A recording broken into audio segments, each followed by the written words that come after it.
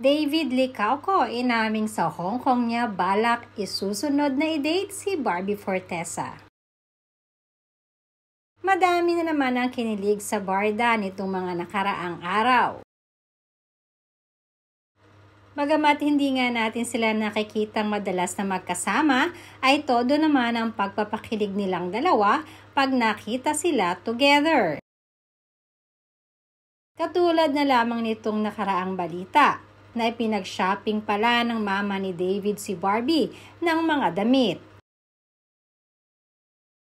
Hindi tuloy maiwasan ng mga netizens na mapakomment na halatang gustong-gusto di umano ng mami ni David si Barbie.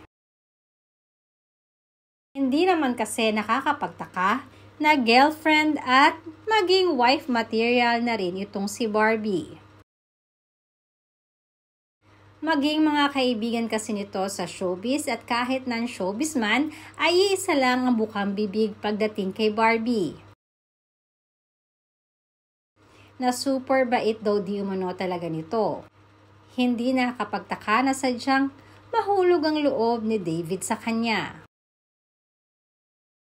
Ayon pa sa isang showbiz insider, nang matanong di umano si David kung saan ito balak dalhin si Barbie para sa isang date, ay iisa lamang di umano ang naisip niya.